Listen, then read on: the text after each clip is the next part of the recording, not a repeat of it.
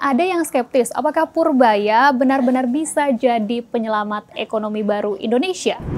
Kalau udah begitu, Bank Indonesia pasti turun tangan, naikin suku bunga buat nahan inflasi. Tapi efek baliknya, kredit makin mahal, investasi melambat, dan ekonomi domestik ikut kerem mendadak. Karena ya seperti kita tahu, GDP Indonesia sangat bergantung pada konsumsi domestik.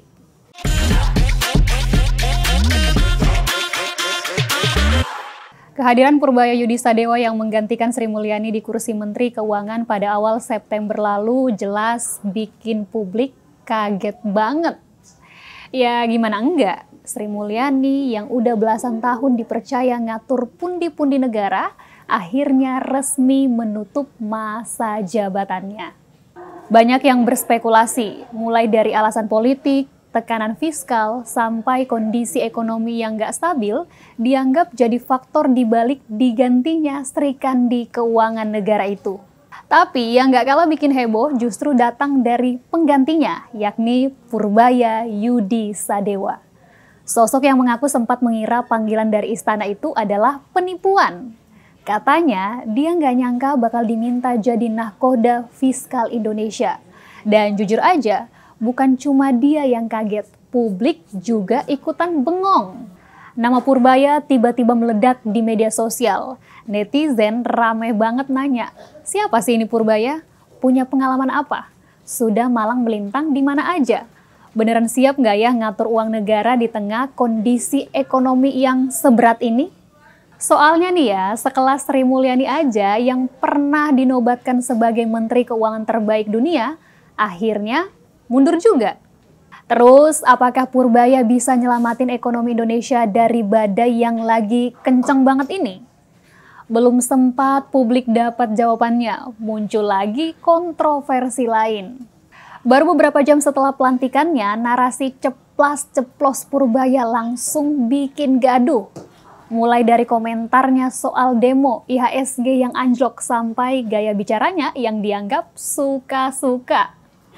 Bahkan dia sendiri sempat bilang, saya ini menteri kagetan dan akhirnya harus minta maaf karena ngaku belum terbiasa disorot publik. Publik pun semakin kritis. Gaya komunikasinya dianggap ambisius, penuh ekspektasi tinggi, bahkan sedikit arogan.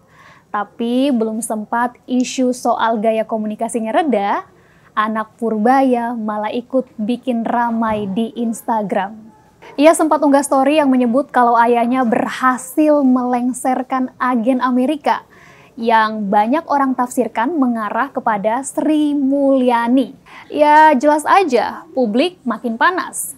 Alhasil belum genap 24 jam setelah dilantik, tagar Purbaya mundur udah muncul di media sosial. Warganet pun ramai-ramai mempertanyakan, waduh baru dilantik, kok udah begini banget ya?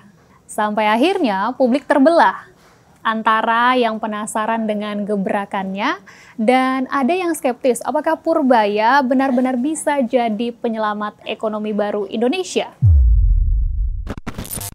Ketua LP saya katanya ngomongnya kayak agak koboi, sekarang nggak boleh saya baru merasakan dampaknya, rupanya beda. Jadi sekarang saya akan stick ke pidato yang sudah disiapkan oleh staf saya di sini, Pak. Jadi nggak ada session bebas lagi. Pak Menteri, boleh koboi tapi ada isinya. Siap.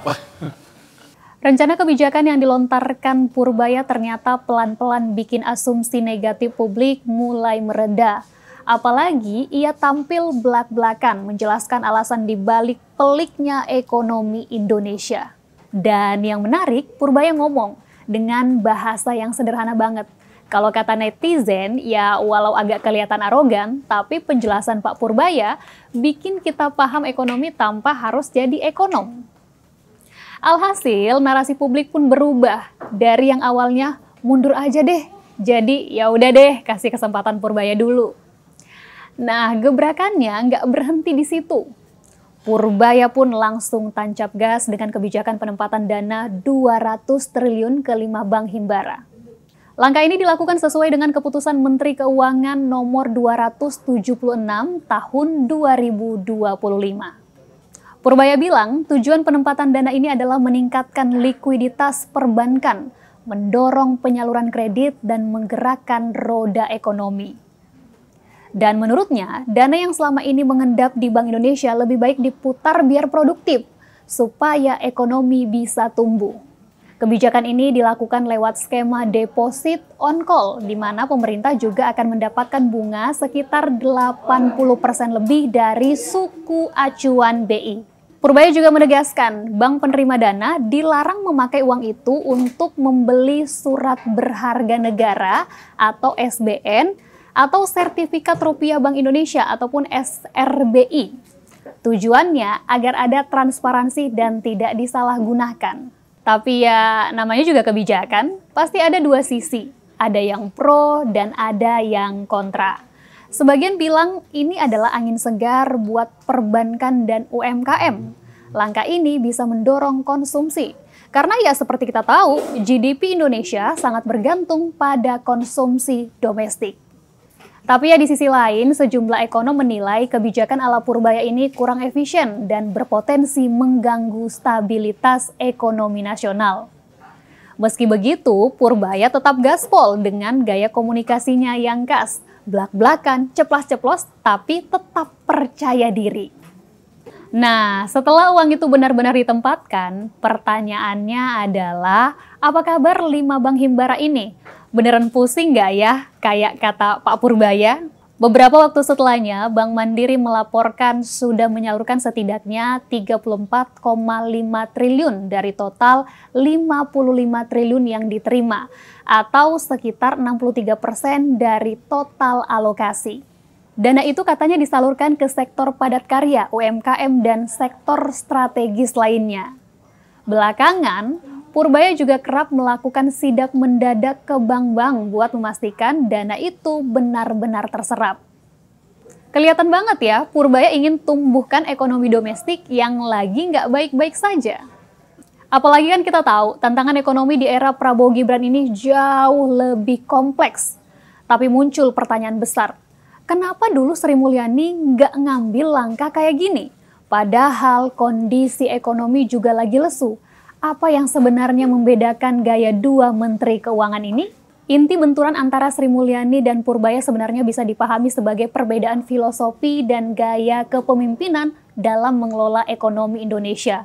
Sri Mulyani yang dikenal sebagai sosok yang fokus banget pada stabilitas dan disiplin fiskal.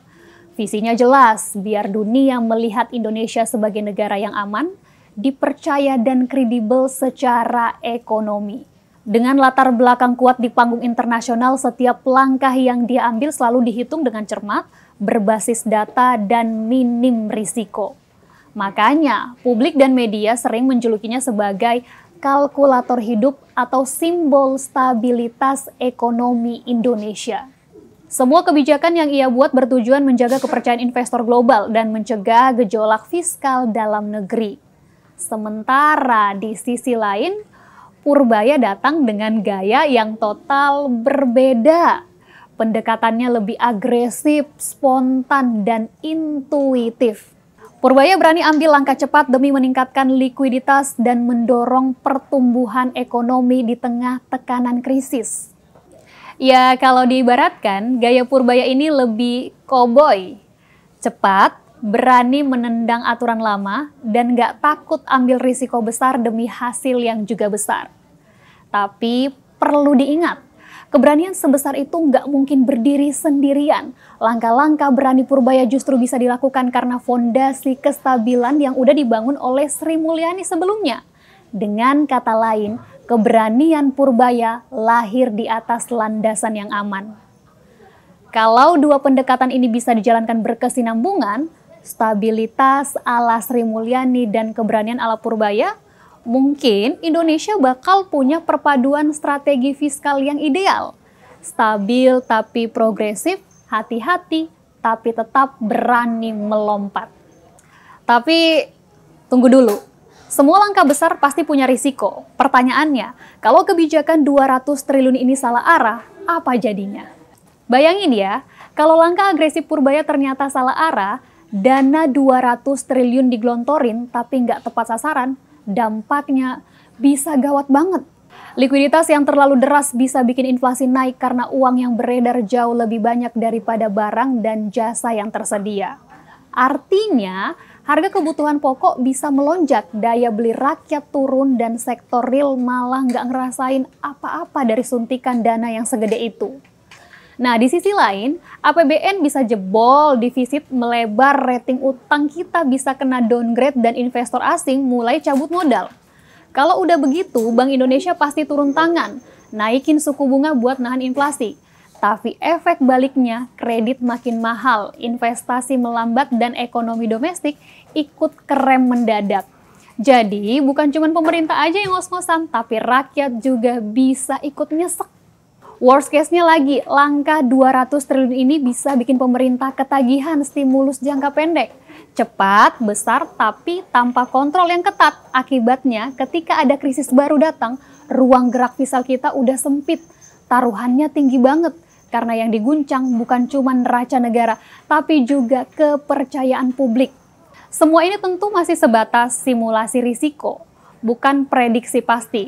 Tapi kalau tanda-tanda ini muncul, pemerintah perlu cepat pasang rem. Tapi di sisi lain, kalau langkah Purbaya ini tepat sasaran, efeknya bisa luar biasa. Kucuran dana 200 triliun ini bisa jadi booster ekonomi yang nyata. UMKM dapat napas baru, konsumsi masyarakat naik, dan sektor produktif kembali bergerak, suku bunga tetap stabil, dan kepercayaan investor malah makin kuat. Itulah kenapa banyak ekonom bilang, The Purbaya Effect bisa jadi pedang bermata dua. Kalau dikontrol dan dievaluasi dengan hati-hati, keberanian Purbaya justru bisa jadi katalis pertumbuhan. Kombinasi sempurna antara stabilitas ala Sri Mulyani dan agresivitas khas Purbaya. Tapi kalau salah kelola, ya siap-siap aja ini bisa jadi bom waktu ekonomi Indonesia. Sebelum buru-buru menilai, kita harus sadar gaya Purbaya dan Sri Mulyani itu dua kutub yang beda banget. Sri Mulyani selalu penuh dengan hati-hati, terukur, dan mikirin banget gimana Indonesia dilihat di dunia internasional. Sementara Purbaya lebih spontan, lebih agresif, kayak orang yang bilang, kalau mau ekonomi tumbuh, jangan kebanyakan mikir, langsung gas. Tapi di tengah keberanian itu ada satu hal yang tetap penting, komunikasi. Karena di era sekarang, bukan cuma isi kebijakan yang dinilai, tapi juga cara menyampaikannya. Kalau komunikasinya nggak dijaga, kepercayaan pasar bisa goyah. Dan di level internasional, kredibilitas Indonesia bisa ikut kena imbas. Iya, langkah Purbaya sejauh ini terlihat menjanjikan buat jangka pendek. Likuiditas meningkat, ekonomi bergerak, tapi tantangan sebenarnya ada di tahap berikutnya. Apakah kebijakan ini bisa dijaga pertumbuhannya yang inklusif dan berkelanjutan? Pada akhirnya, ini bukan cuma soal angka, ini soal filosofi. Kamu lebih percaya pada keberanian Purbaya yang siap ambil risiko demi percepatan ekonomi? Atau kamu tetap di tim Sri Mulyani yang mengutamakan stabilitas dan kredibilitas Indonesia di mata dunia?